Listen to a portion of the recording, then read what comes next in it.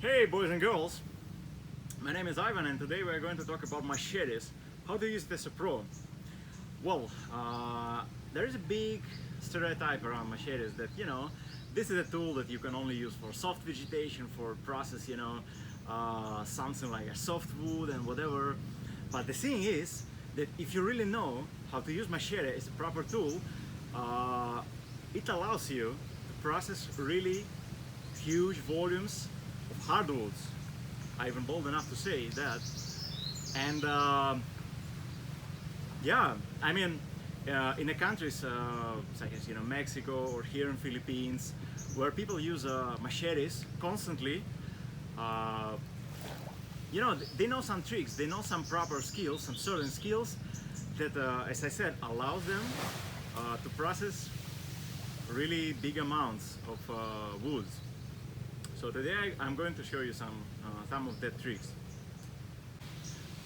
Well, here we got some sort of semi-hardwood, and today we are going to process it with a 16-inch blade machete, pretty thin, like a Latin style. So you can see this one is bendy enough. And yeah, what else I would like to say that even having short machete, you can be able to process really serious woods. How? Stay tuned until the end of the video.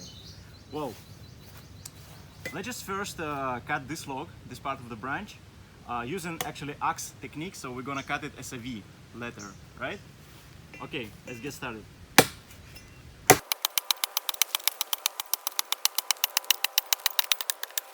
Here we go.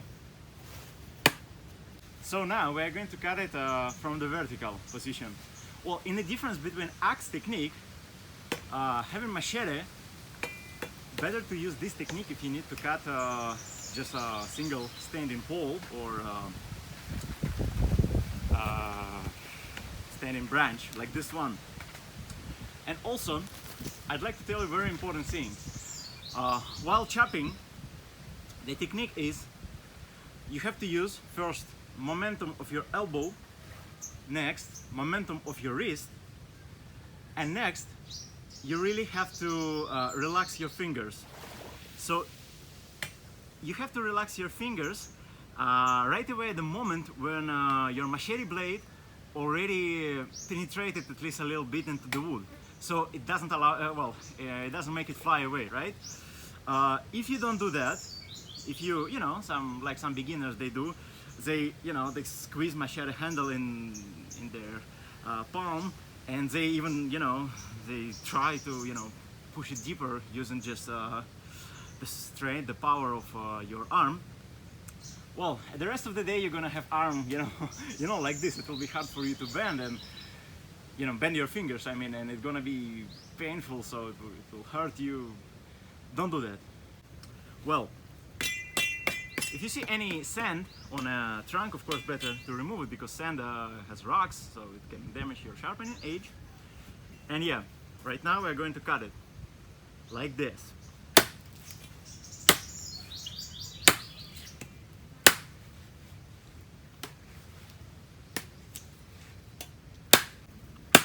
As you can see, machete sometimes stags inside of the wood. It's okay, it's not a big deal. The best way to take it out, just punch it this way. Yeah. Why we are cutting using this circular movements, I'll also explain you.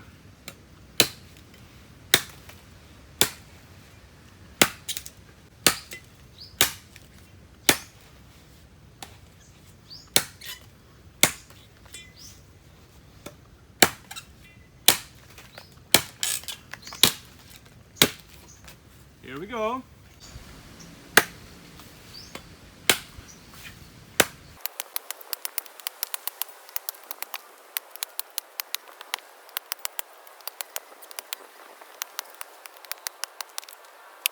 Well guys, for do your cutting, chopping work better, let's talk a little bit about anatomy of the wood. So here we have our trunk, right? Let's paint it from few projections. And the thing is that the density of the outside is actually different than the wood density inside.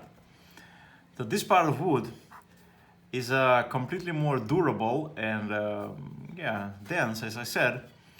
So the main idea is when we cut, yeah, we have to cut this part of wood, and once we're done, the inner part just breaks. Easy. So yeah, that's why when we cut the vertical poles, we have to cut from the sides. It's easier than we just make a, you know, typical axe cutting, like a V, you know, from one side, right? Like this. We better cut it from one side and from another side, and yeah, of course, from all the sides. So yeah, and the middle part, it breaks easy. So another thing that I got to say, once again, let's paint our log, right? So the fibers, they go this way, right? Even if it's curly wood, it's relatively like this, so they go straight. So when we cut, we have to follow the angle, something like 45 to 35 degree. If we try to punch the wood like from 90 degree angle, it's going to be harder, because if you cut these fibers, you know, from smaller angle, it's always easier. You guys know, if you even having your knife, if you try to you know, cut some small branch, or even, you know, the good example is if you try to sharpen your pencil, right? You do it from the side, but it's really hard to, you know, cut the wood, you know, trying to do it with a 90 degree movement. So yeah, and when we cut our pole, we do something like this. So for example, the first punch, first kick, you do in 45 degree angle, and next you sorry, it will be 35 and it will be 45, right? And next, when they already cross together, so yeah, it allows you to remove the wood. Well guys, in the beginning of the video I said that even small machete, I mean short blade machete, allows you to process really serious amounts of woods, of firewoods. And yeah, of course, here I have this some sort of bolu, 16-inch machete, but I also do have these two bodies. So parang, Malaysian Borneo parang, well, it's about, well, I don't know, something maybe 10 to 11 inch, and this Japanese nata, Japanese hatchet. The thing is, when we cut the blades like this, especially straight blades or back-bended blades, not forward bended blades, we can use the technique that back on the days warriors such as Cossacks, Russian warriors, or any another enthusiasts of sable martial arts, they were using. So let me explain. Machete is a knife, right? What does a knife do? Knife does cut. So when we cut, when we chop, we're not only going straight to the wood, you know, like we do with the axe, right? But we also make a little like a slice action, slice movement, right? So you go into the wood, and next, once again, in a right last moment, you just move it a little bit, just a little bit, you know, towards you. So you, I mean, I bet you probably can find this technique also, you know, in Japan, in this katanas, martial arts and whatever techniques, right? I mean, so back on the days, traveling in Latino America, I have had this little tiny Tramontina machete, like literally the smallest item, I mean machete item, machete blade they have, well, this one was like, I don't know, it was even smaller than this parang, something about, I don't know, maybe 9 to 10 inch. But learning this technique that in the last moment you can just bend it a little bit, I mean slice the wood, man, it really allowed me to process serious woods with it. So I just give you some example. Once I read the story in a book describing this 19th century, 18th century period, that Cossacks, they were able, some of them, the good warriors, they were able to cut, listen to me right now, to cut the human skull like a 45-degree angle, completely cut it just with one slice with a sable, like this. And come on guys, the skull is a bone, try to cut a bone, try to chop any bone with the cleaver nowadays. I mean, come on, it's hard, even with a heavy cleaver. Can you imagine how to cut a skull like this? But the thing is, they were using this technique, right? They were using this technique. Okay, you can say, human flesh is more soft material. It does allow you to make this slicing movement, which, for example, wood doesn't allow you, right? Well, it makes sense, but even guys, even if you have this slice for, I don't know, 5 millimeters or, I don't know, 5 to 8 to 10 millimeters inside of the wood, trust me, it really causes you really better, result, right? So yeah, remember about it. You can just practice it. So yeah, this is about it. And now we're going to talk about splitting wood, exactly about chopping. So you can ask me, why do we need to chop it, right? Well, here we stay in a tropical environment, right? And the level of moisture is, completely high.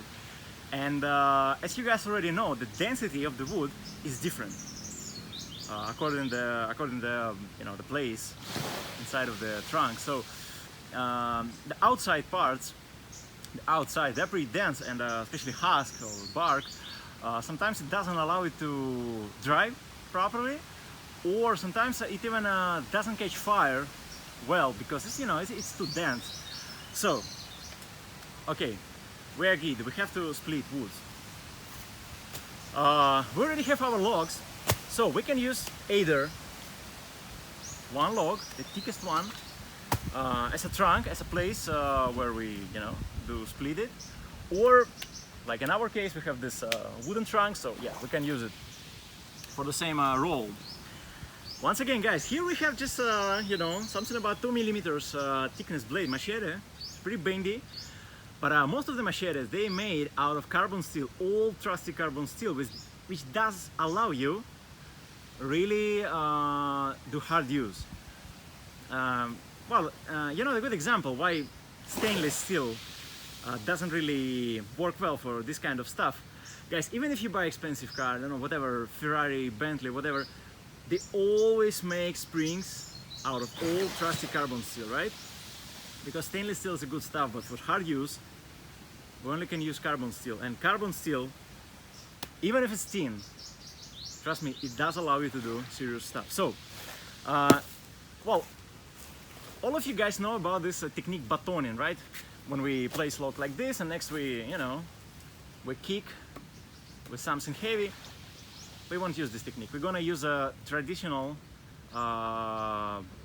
let's say, Borneo technique. Well, I learned it from parang users.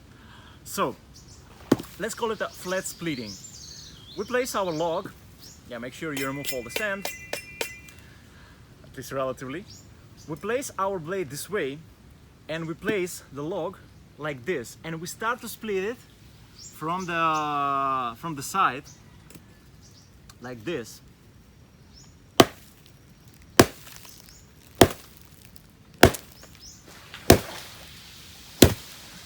Yeah, can change our position a little bit.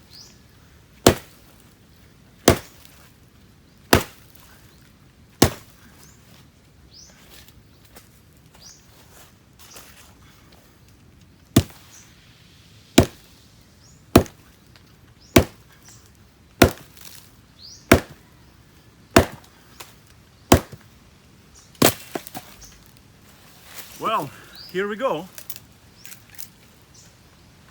Let's continue splitting, guys. So now we can either start from the inside or from the outside. Well, it's quite easier from inside because it's more flat surface. Yeah. Once again, you grab the log this way.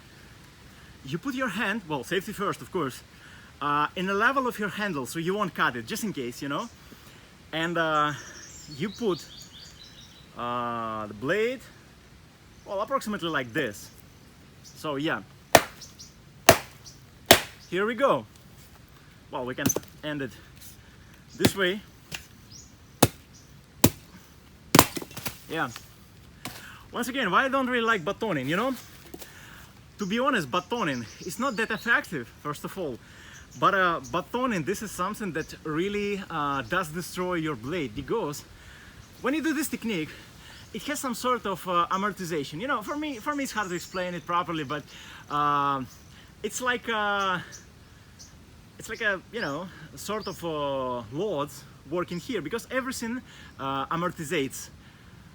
You know, all this shock movements all together. But when you do baton, guys, this is really what breaks your blade, or especially handle, because yeah, I know people doing this technique, flat splitting, we decided to call it, we accepted, with like red tang machetes, parangs especially, and they use it for years and it doesn't break. But yeah, as soon as you start to do batoning technique, yeah, you can count the days of your, you know, machete or whatever do you use. Here we go. Yeah. Once again, as I said, carbon steel machetes are solid enough.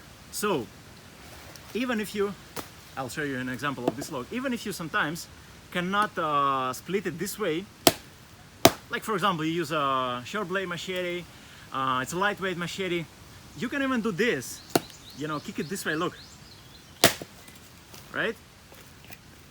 Well, you don't want to use it too much, because this technique is a little bit also like spicy for your blade, let's say. But yeah, anyway, it's not that destructive for your blade as batoning. I'm pretty sure in that. So yeah, now you know. This is what we do. Even when you do this, it's more soft for the blade than batoning. Well, as I said, even short blade machete does allow you to process the serious things, right? So this is like a Japanese style machete, nata called. It's a little thicker. It has about 3 millimeters blade thickness. And yeah, let's try to split this one. This one is very snaggy, very swirly, whatever you call it. And yeah, let's give it a try. Let's just try to split it with a short machete, short blade machete. And we're gonna use the technique that I showed you. So yeah, let's get started from maybe here. Yeah.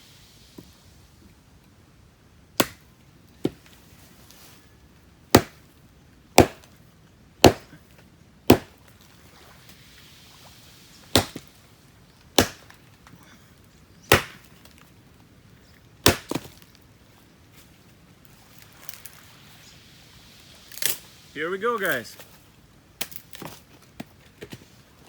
Yeah, once again, as I said, this is a semi-hard wood, so it's not that easy to split it. Of course, it's not that hard. It's not, you know, like iron wood or whatever, but here we do have this snags and yeah, the swirly parts. Sometimes it can be challenging, but if you know what to do, that's okay. That's all right. Yeah. Here we go, boys and girls. Yeah. We can even try with this one. You guys know, if you have tried already to split things like this, you know, like bifurcated branches or like white leather, whatever you call it. It can be challenging, but let's give it a try. Yeah.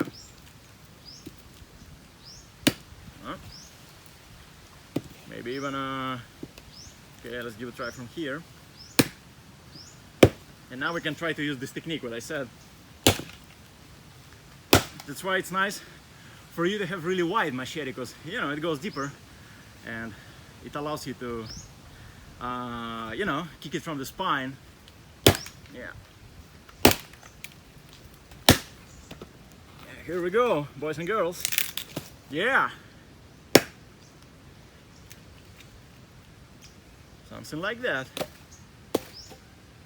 Well, as I said, the origin of this technique, flat splitting, is Borneo, or let's even say Parang using areas. So here we have my Parang, and of course it would be a mistake if I won't show you. So yeah, as I said, it's easier to do that when you have a back-bended blade, which actually many, or straight blade. Okay, it's harder to do it when your blade, you know, is forward bended. Yeah, actually many of Latino style machetes, they also have this well, similar blade pattern, either front bended, oh sorry, either straight or back bended. So yeah, Parang, we place it this way. This is what we do. Yeah, you can either continue or just do this. Well guys, here I also got to say a few words about fire starting. The firewood we split it, as I said already a few times, this is a semi-hard wood, and they can be a little moist also. Sometimes it's hard to you know, make a fire going out of it. But here we have bamboo. This is an old pole, but it's even better for our case, so I can show you how does it work. So bamboo has some sort of a natural lacquer, right, outside, all around the surface, and well, we can even call it the equivalent of the fat wood. Well, fat wood has a resin, well petrified, the wood, but well, this one has a completely covered surface with a lacquer. So even if it's wet and humid, most of the bamboos, well, most of the poles, they're still wet, oh, sorry, they're still dry and very inflammable actually.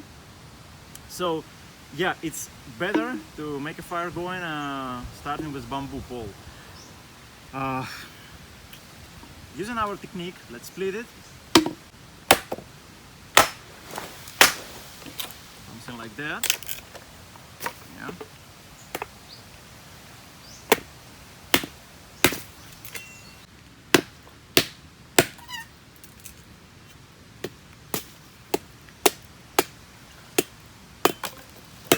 Well, here we have our bamboo poles, and it's nice if the lower part of your machete blade allows you to make a feather stick. So for these tasks you can you know, sharp it for a smaller angle, even, I mean, more about the grind. So yeah, and you can do feather sticks the same way you do it normally with your knife, so something like that. Yeah, as you can see, it works well.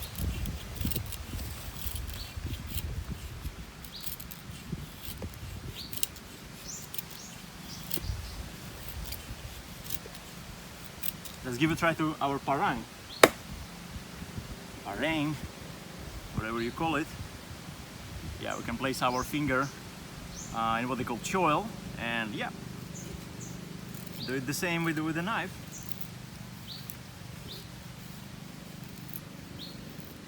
If you want your feathers to be thicker, so you put more pressure on your blade. If you want it to be thinner, like for example, it's too wet, and yeah, you want it to catch the fire, let's say more predictably, yeah, you can make it thinner, so you put less pressure on your blade while carving. Yeah, something like that. Well, I'll finish with it and get back with you guys. well, here we have our bamboo feather sticks, and let's try to start our fire going using matches and these little buddies. Yeah, let's give it a try.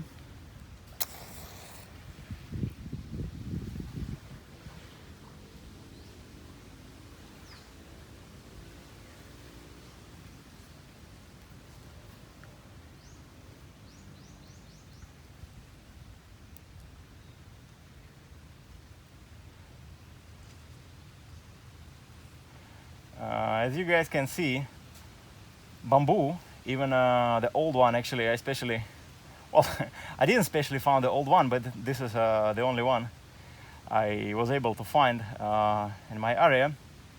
Even the old one actually does catch fire pretty well. So yeah, we're gonna talk more about details of fire starting and fire going in a tropical environment in my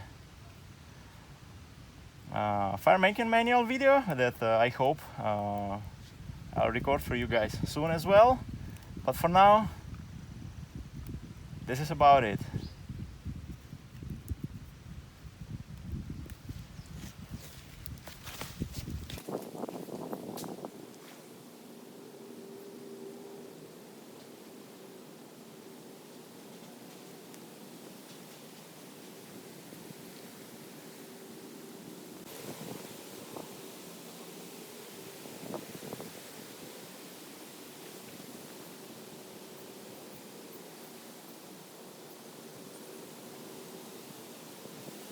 Folks, for delivering your firewood into your camp or anywhere you need it, it's always nice for you to have at least 1 meter of good cordage, like a paracord, just wrapped around your machete sheath or anywhere.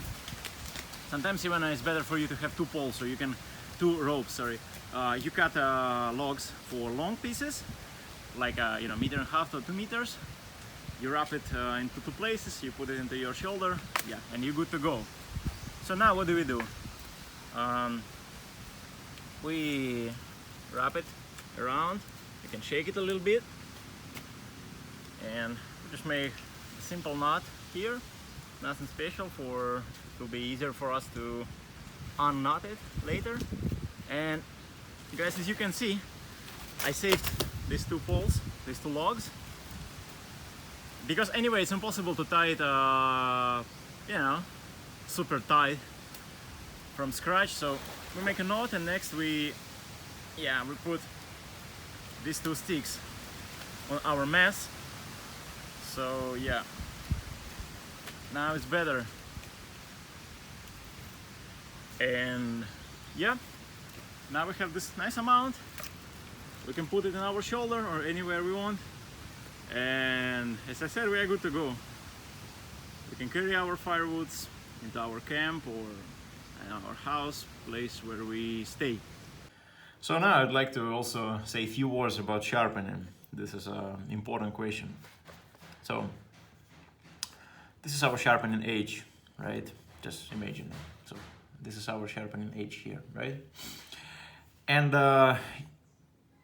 actually here, the main goal for us is to make it as more homogeneous as possible. What I mean, if we sharp our edge with you know, high abrasive stone, well, you know, like a 200 grit or you know, whatever, 400 grit, whatever, our sharpening edge becomes like this, you know, like a saw, like a micro saw.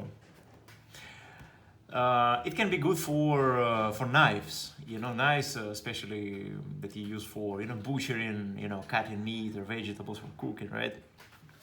Because these peaks, right, they allow you to cut it more aggressive, they call it. But you know, each peak is very breakable structure. It's easy to, you know, to get broken for them or just, you know, get bended. But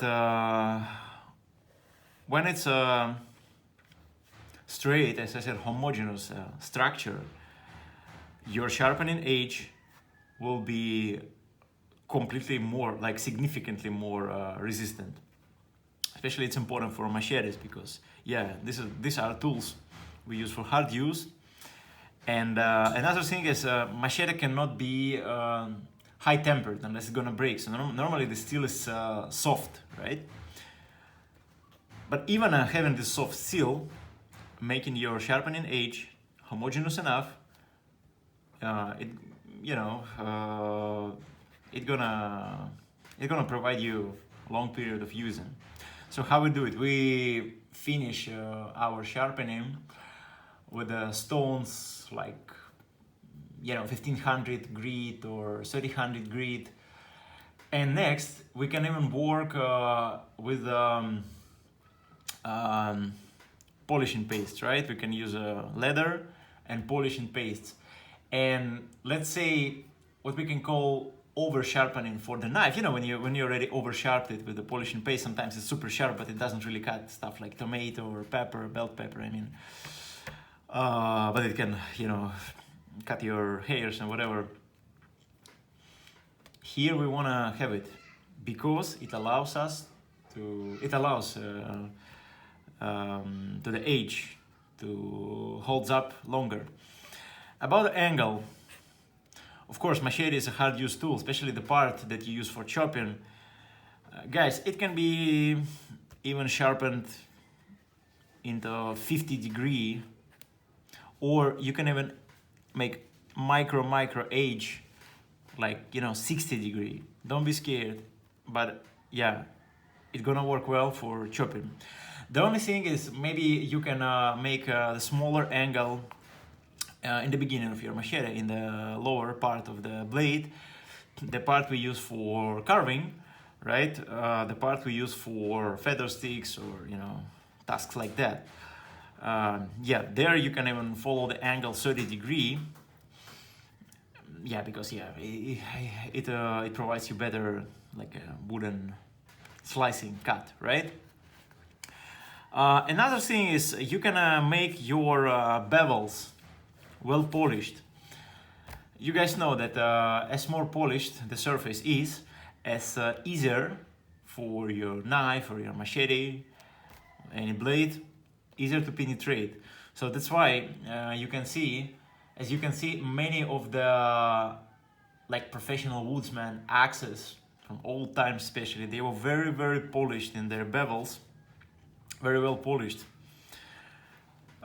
Because yeah, guys, it does work. Even you can try if you want to feel the difference. Even the simple kitchen knife, you can use a pretty polished knife compare what they call satin surface or similar stuff. Knife, you can try to cut things like pumpkin or carrot, and you'll feel the significant difference. So yeah, if you can, especially if you have a short blade machete and you want to make it more effective into its work, so yeah, you can also polish the bevels using sandpaper or whatever do you have. Yeah, this is about it. Well guys, with that being said about machetes, I just want you to know that a machete is a tool that if you really know how to use it, this one can replace saw, like if you talk about small folding saws or axe for tasks that for example, being a traveler or living in a tropical environment, having your own yard, or doing some stuff like barbecues, picnics. Machete can replace another tools for good preparing to this type of actions. So yeah, as I said, you just only have to learn how to use it properly. And okay, even if we talk about northern environment, right? Imagine you are a traveler, like backpacker, and even if you need to make a fire going in the places where you deal with like a willow trees, growing in the river banks, in some areas like humid areas or shore areas, yeah, you'll deal with this not really thick, but thick enough, let's say, willow trees or alamo trees, right? using this technique, yeah, you can cut it easy, especially with the standing logs, standing poles. Because yeah, if you have an axe was designed for you know, chopping lying down logs, but this one makes your work easier, especially with the standing poles. Speaking about the saws, you know, they do work well, but in ideal conditions, right? If you know, hold your log well and whatever, but if it's like, you know, plain log, you can't really hold it well, nothing really can beat this one. So yeah, now you know, guys. Use your machete properly, stay safe, and may everything will be all right with you. I'm out.